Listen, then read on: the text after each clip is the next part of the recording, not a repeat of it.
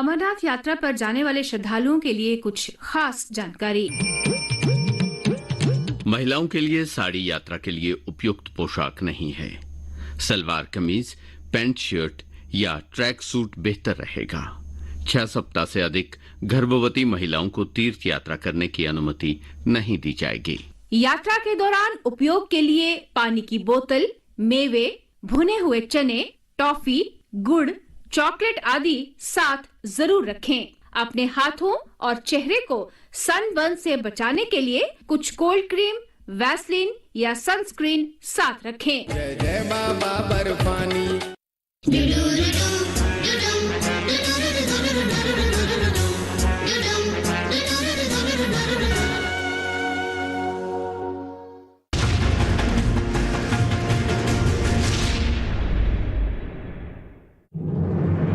मन की बात है जन जन की, संघर्षों के कुछ किस्से, कहानी कुछ सफलताओं की, अनकही विरासत की, उम्मीदें नए भारत की। महीने के आखिरी रविवार का रहता है इंतजार।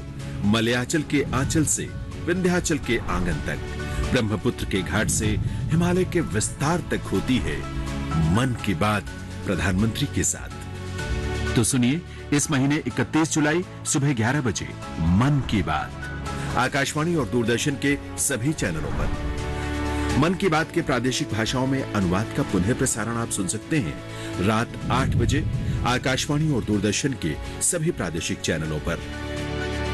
तो सुनिए इस महीने 31 जुलाई सुबह 11 बजे मन की बात।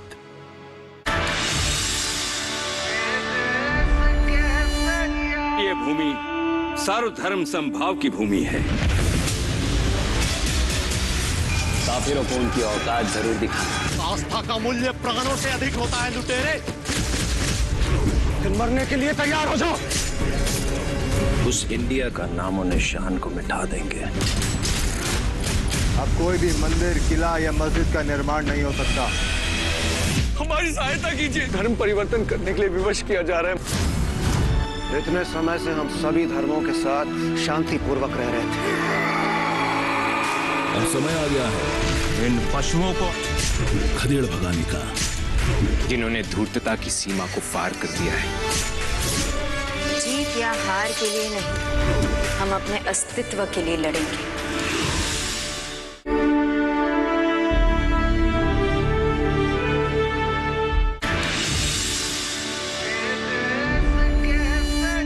ये भूमि सर्वधर्म समभाव की भूमि है। काफिरों को उनकी औकात जरूर दिखाना। आस्था का मूल्य प्राणों से अधिक होता है लुटेरे। फिर मरने के लिए तैयार हो जाओ। उस इंडिया का नामो निशान को मिटा देंगे। अब कोई भी मंदिर, किला या मस्जिद का निर्माण नहीं हो सकता। हमारी सहायता कीजिए। धर्म परिवर्तन करने के लिए विवश किया जा रहा है। इतने समय से हम सभी धर्मों के साथ शांतिपूर्वक रह रहे थे। अब समय आ गया है इन पशुओं को खदेड़ भगाने का, जिन्होंने धूर्तता की सीमा को पार कर दिया है। जीत या हार के लिए नहीं, हम अपने अस्तित्व के लिए लड़ेंगे।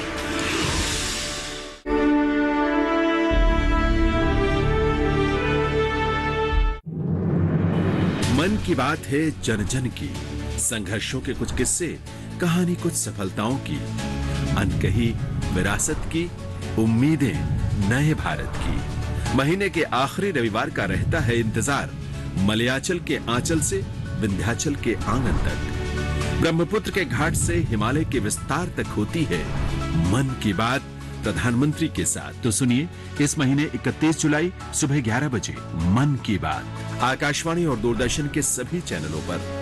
आप भी माननीय प्रधानमंत्री के मन की बात का हिस्सा बन सकते हैं। इसके लिए आप अपने सुझाव post box number 111 Akashvani Delhi पर भेज सकते हैं और नमो ऐप या माईगॉव के ओपन फोरम में पोस्ट कर सकते हैं। तो सुनिए इस महीने 31 जुलाई सुबह 11 बजे मन की बात।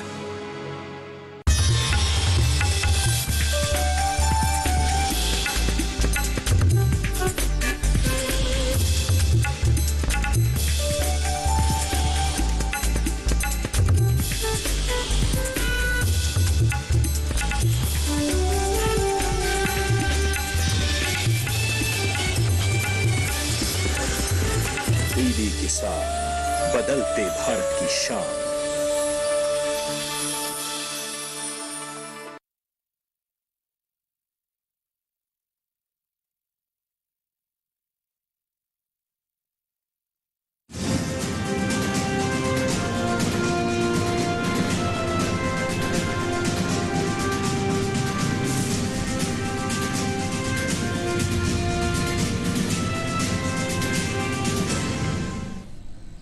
नमस्कार, किसान समाचार में आपका स्वागत है। मैं हूं रेशमा आपके साथ। आइए नजर डालते हैं इस वक्त की हेडलाइंस पर। द्रौपदी मुर्मू बनी देश की 15वीं राष्ट्रपति। प्रधान न्यायाधीश एनवी रमन्ना ने द्रौपदी मुर्मू को दिलाई शपथ। राज्यसभा के सभापति और प्रधानमंत्री समेत तमाम गणमान्य रहे मौजूद।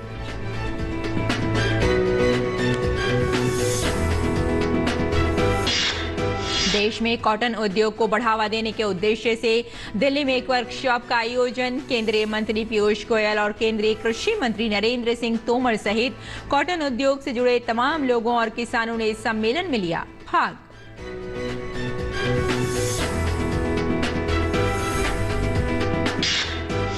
उत्तर प्रदेश सरकार किसानों को क्लस्टर बनाने के लिए देगी 10 लाख रुपए का अनुदान। किसानों को 50 से 100 हेक्टेयर का क्लस्टर बनाने पर 10 लाख रुपए का मिलेगा अनुदान। किसानों को फसल उत्पाद का 30% करना होगा निर्यात।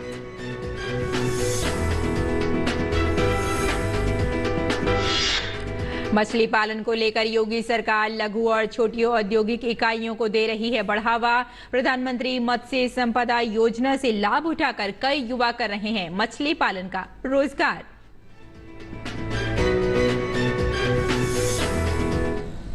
और अब समाचार विस्तार से। द्रौपदी मुर्मू ने आज देश के सर्वोच्च संवैधानिक पद की शपथ ली।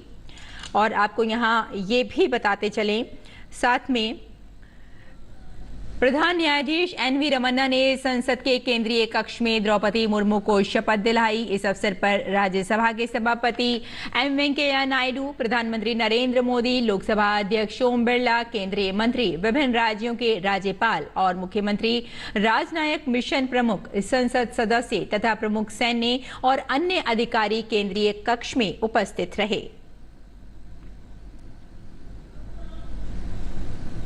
परिरक्षण, संरक्षण और प्रतिरक्षण करूंगी और मैं भारत की जनता की सेवा। शपथ ग्रहण के बाद अपने संबोधन में राष्ट्रपति द्रौपदी मुर्मू ने कहा कि मुझे राष्ट्रपति के रूप में देश ने एक ऐसे महत्वपूर्ण कालखंड में चुना है जब हम अपनी आजादी का अमृत महोत्सव मना रहे हैं। आज से कुछ दिनों बाद ही देश अपनी स्वाधीनता के 75 वर्ष पूरा करेगा। ये भी एक संयोग है कि जब देश अपनी आजादी के 50वें वर्ष का पर्व मना रहा था, तभी मेरे राजनीतिक जीवन की शुरुआत हुई थी और आज आजादी के 75वें वर्ष में मुझे ये नया दायित्व मिला है। आज से कुछ दिन बाद ही देश अपनी स्वाधीनता के 75 वर्ष पूरी करेगा। ये भी एक संयोग है कि जब देश अपनी आज़ादी के 50वें वर्ष का पर्व मना रहा था, तभी मेरे राजनीतिक जीवन की शुरुआत हुई थी।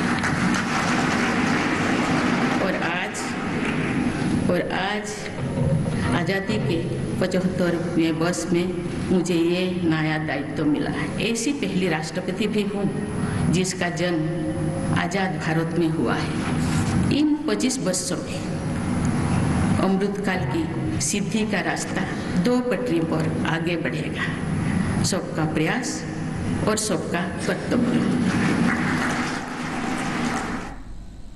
देश में कॉटन उद्योग को बढ़ावा देने के उद्देश्य से दिल्ली में एक वर्कशॉप का आयोजन किया गया, जिसमें केंद्रीय मंत्री पीयूष गोयल और केंद्रीय कृषि मंत्री नरेंद्र सिंह तोमर सहित कॉटन उद्योग से जुड़े तमाम लोगों और किसानों ने भाग लिया।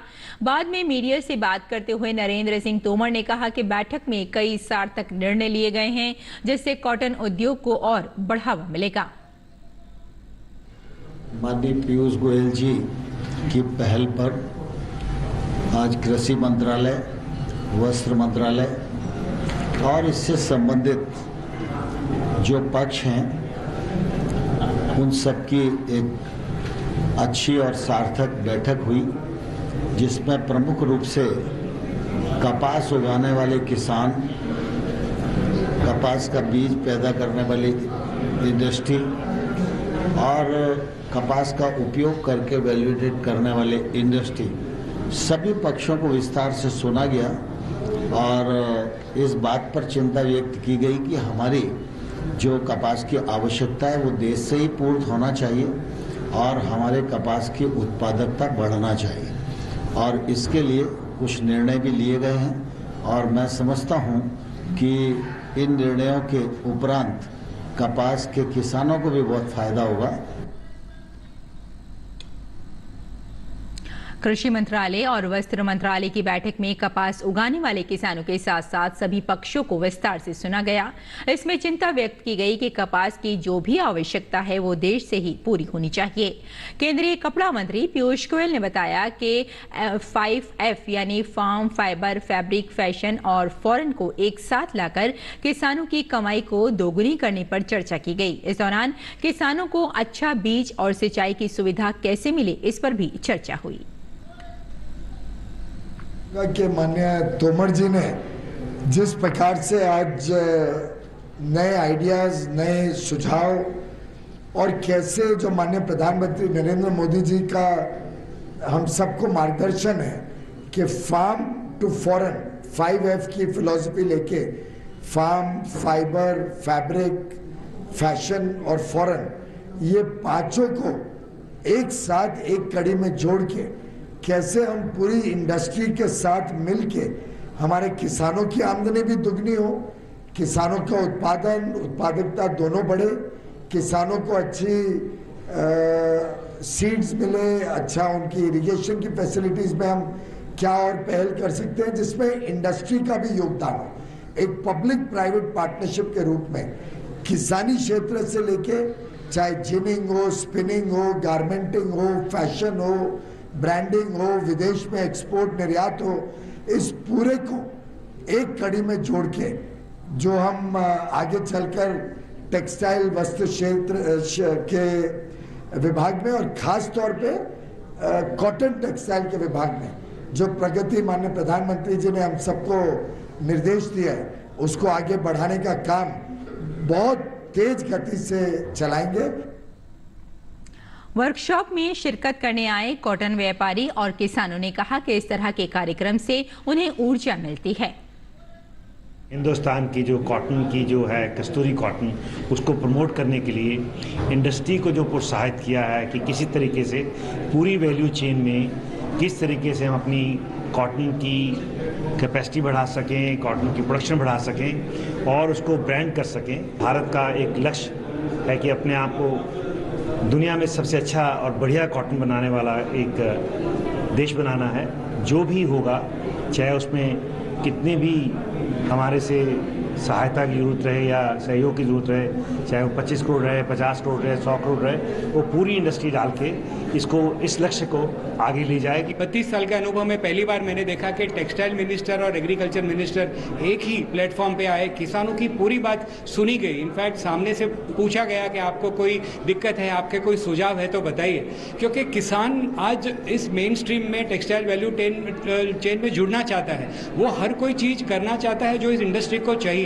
अगर गए साल में हमको ऊंचे भाव मिले हैं तो उस भाव को हमारे लॉस का एक कॉम्पनसेशन ही रहा है। हम उस भाव से खुश नहीं हैं। हम दुखी हैं कि इंडस्ट्री को नुकसान हुआ है और हम इस इंडस्ट्री को जो भी जिस तरह का कपास चाहिए, चाहे वो ऑर्गेनिक हो या कन्वेंशनल हो और कंटामिनेशन फ्री भी हो, तो भी देने की तैयारी है। कृषि से लेके उद्योग से लेके बीज वालों को सबका उन्होंने बहुत ध्यान से सुना है और सरकार को पूरा आइडिया है कि भी हम क्या कर सकते हैं कि चाइना से भी ज़्यादा उत्पाद बढ़ाएं। कपास का उत्पादन आने वाले 4 साल में कम से कम 1.5 से 2 गुना बढ़ाने का तरीका क्या है, इसके बारे में काफ़ी अच्छा चर्चा हुई।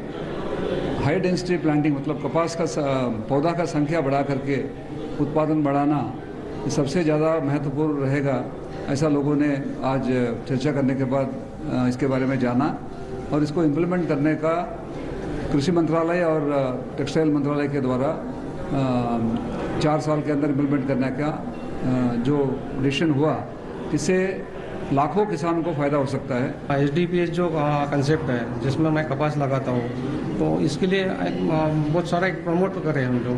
SDPS कंसेप्ट में अगर किसान लगाता है तो निश्चित देश की उत्पादकता बढ़ेगी। कॉटन का उत्पादन बढ़ाने के लिए प्रयासरत हैं और मैं उम्मीद करता हूं कि जो भी बाधाएं हैं इन सब बाधाओं को दूर कर हम सब लोग मिलकर कपास का उत्पादन बढ़ाएंगे। सरकार के पास बहुत सारे ग्राम क्षेत्र में सहकारी समिति वगैरह बहुत सारी सुविधाएं हैं, उनसे अपने अच्छा बीज करके और कपास के उत्पादन को अपने बढ़ा सकते हैं और जो डुप्लीकेट करेंसी है वो बीज है उसको अपने रोक सकते हैं। तो इससे अच्छा बीज मिलेगा तो अपने कपास का उत्पादन बढ़ जाएगा। और उत्तर प्रदेश की सरकार क्लस्टर बनाने के लिए 10 लाख का अनुदान दिया जा रहा है किसानों को। आपको बता दें कि यूपी में अब आसानी से जिलों में क्लस्टर बना सकेंगे किसान। 10 लाख रुपए का अनुदान किसानों को दिया जा रहा है। उत्तर प्रदेश में किसानों को 10 लाख का अनुदान दिया जाएगा, जिससे किसान काफी खुश नजर आ रहे हैं और उनकी जो जीवन है उसमें बदलाव आएगा। क्लस्टर बनाने पर पहले साल 40% और बाकी के 4 वर्षों में 15-15% का अनुदान दिया जाएगा किसानों को।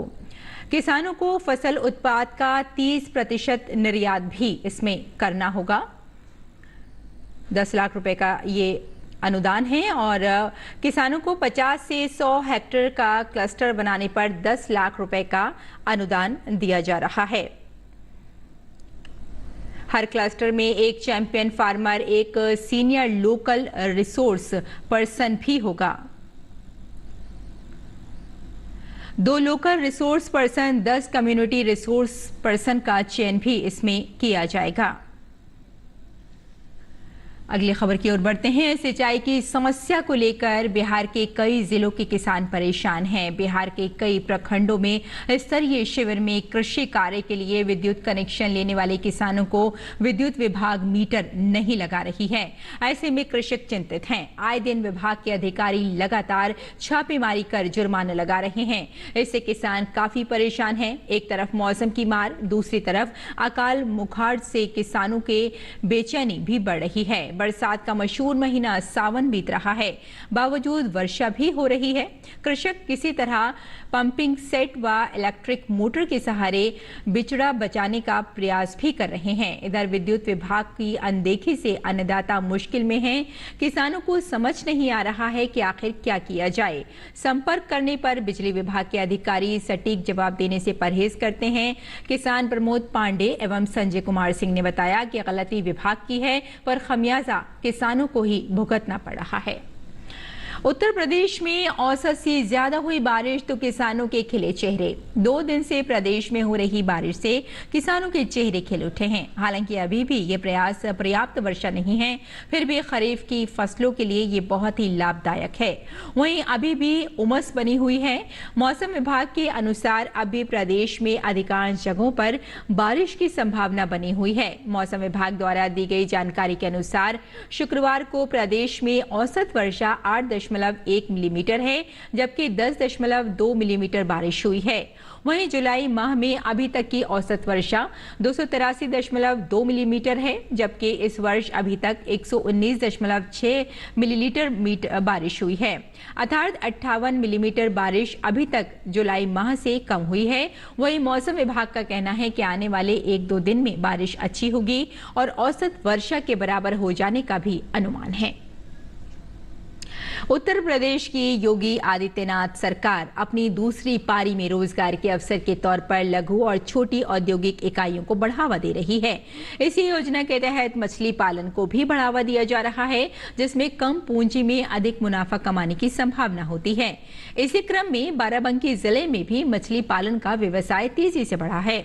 बहुत से ऐसे लोग हैं जो इस क्षेत्र में कुछ नया कर रहे हैं। ऐसे ही एक मछली पालक मोहम्मद आसिफ सिद्दीकी भी हैं। उन्होंने योगी सरकार की मंशा के अनुरूप काम शुरू किया और वियतनाम जैसे देशों की तकनीक का इस्तेमाल भी किया।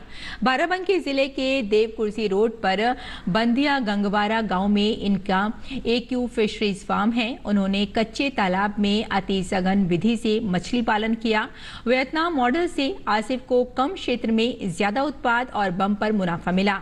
इन्हें नवंबर 2021 में मत्स्य दिवस के मौके पर बेस्ट फिश फार्मर के पुरस्कार से सम्मानित किया जा चुका है। इसके साथ ही वो एक अलग किस्म की खेती कर रहे हैं। और आजकल लोग अपने घर को प्राकृतिक रंगों से भी रखना पसंद करते हैं क्योंकि ये पर्यावरण के अनुकूल होता है और हमारे स्वास्थ्य के लिहाज से भी फायदेमंद होता है। लेकिन क्या कभी आपने गोबर से बने पेंट के बारे में सोचा है? शायद नहीं। लेकिन आज हम आपको ऐसी ही एक पहल के बारे में बताने जा रहे हैं।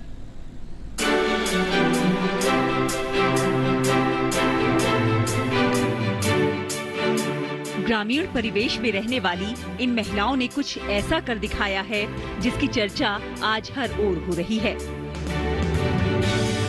ये महिलाएं आज कई लोगों के लिए प्रेरणा की स्रोत बन गई हैं। अब तक आपने गाय के गोबर से खाद बनाने के बारे में तो जरूर सुना होगा, पर अब बदायूं जनपद में गाय के गोबर से पेंट बनाया जा रहा है।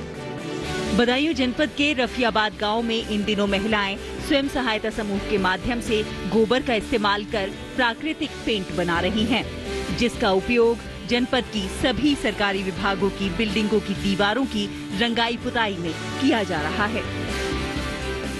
इसमें जो बेसिक इंग्रेडिएंट्स है वो गाय के गोबर का यूज किया जा रहा है और उसके द्वारा जो पेंट का निर्माण कराया जा रहा है, उन पेंटों से हम लोग जो हमारे सरकारी स्कूल हैं, हमारी पंचायत भवनें हैं या अन्य जो सरकारी बिल्डिंग्स हैं, उनकी रंगाई पुताई का काम करा रहे हैं। ये एक बहुत ही अच्छा प्रोजेक्ट है जिससे न सिर्फ महिलाओं को रोजगार मिल रहा है बल्कि यह पेंट पूरी तरह से प्राकृतिक है, किसी प्रकार के हानिकारक केमिकल्स का यूज नहीं किया जा रहा है। इसके लिए महिलाएं सरकारी गौशाला से गोबर प्राप्त करती हैं और फिर उससे पेंट बनाकर प्रशासन को सौंप देती हैं। महिलाओं द्वारा चलाई जा रही ये उत्तर प्रदेश की पहली और एकमात्र प्राकृतिक पेंट फैक्ट्री है, जो महिलाओं के लिए वरदान के रूप में साबित हो रही है। यहाँ लगभग 3000 महिलाएं काम करती हैं। सिर्फ इतना ही नहीं, ये महिलाएं छुट्टा गौवंशी पशुओं को एक जगह लाकर सरकारी गौशालाओं को तो बेहतर बना ही रही हैं, गौवंश की रक्षा भी कर रही हैं। इस तरह ये महिलाएं स्वयं तो आत्मनिर्भर हो ही रही हैं, अपने क्षेत्र की महिलाओं को रोजगार भी उपलब्ध करा रही हैं। फैक्ट्री के लगभग 1 माह के संचालन में 6 लाख रुपए का लाभ हो रहा है, जिसमें स्वयं सहायता समूह की महिलाओं के द्वारा गौशाला को आत्मनिर्भर बनाया जा रहा है। ये ब्रांडेड कंपनियों से अधिक सस्ता और टिकाऊ पेंट है। गोबर से बना ये पेंट पर्यावरण के अनुकूल है, एंटी बैक्टीरियल है, एंटी फंगल और सामान्य पेंट के मुकाबले ये सस्ता और गंध रहित है। इस गोबर से बने पेंट से पक्की दीवारें अब और चमकेंगी। समूह की महिलाओं का कहना है कि इस पेंट फैक्ट्री से उनकी आर्थिक जिंदगी में काफी बदलाव आया है और उनके जीवन में खुशहाली आ गई है। हमारे यहीं पे पेंट फैक्ट्री जहाँ पे है, वहीं पे गौशाला है। गौशाला से हम लोग गोबर इकट्ठा करके लेके आते हैं, उसको उबाला जाता है पहले, उसमें केमिकल डाल के छान के सीएमसी बनाते हैं। सीएमसी के द्वारा ही उसमें पेंट बनाया जाता है। छोटे छोटे उद्योग लगाकर अपनी आर्थिक स्थिति को मजबूत करते ग्रामीण महिलाओं के ये समूह आत्मनिर्भर भारत की एक नई इबारत लिख रहे हैं। बदायूं से राहुल सक्सेना की रिपोर्ट, डीडी न्यूज। और आइए अब देखते हैं कि देश भर की मंडियों में क्या भाव चल रहा है।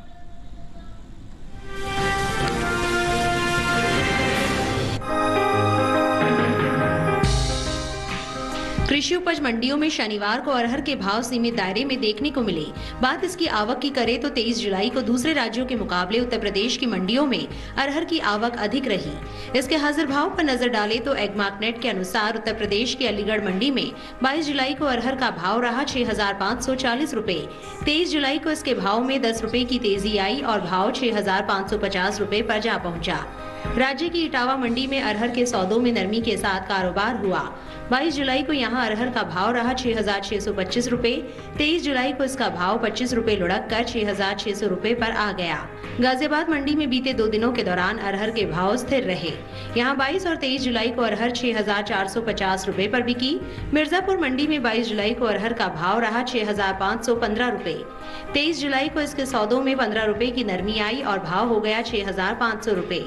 घरेलू स्तर पर इस साल खरीफ अरहर की पैदावार में बढ़त देखने को मिल सकती है। बीते साल के मुकाबले साल 2021-22 के दौरान अरहर की उपज में 30,000 टन की बढ़ोतरी हो सकती है, जिसका असर कृषि उपज मंडियों में अरहर के बाजार भाव पर पड़ सकता है। कृषि मंत्रालय की ओर से हाल ही में जारी तीसरे अग्रिम अनुमान के मुताबिक देश में साल 2021-22 के दौरान खरीफ अरहर की उपज 43,50,000 टन होने का अनुमान है, जबकि साल 2020-21 के दौरान अरहर की पैदावार 43,20,000 टन रही थी। बता दें कि देश से होने वाले दालों के निर्यात में इस साल बम्पर इजाफा देखने को मिला है। अप्रैल से मई महीने के दौरान दालों का निर्यात 2 गुना बढ़ा है। एपिडा की ओर से हाल में जारी ताज़ा आंकड़ों के मुताबिक साल 2022 में अप्रैल से मई के दौरान कुल दालों का निर्यात 1,89,787 टन का हुआ है, जबकि बीते साल की समान अवधि के दौरान निर्यात महज 36,829 टन का हुआ था। यानी साल 2022 में बीते 2 महीने के दौरान दालों के निर्यात में 1,52,958 टन का इजाफा हुआ है।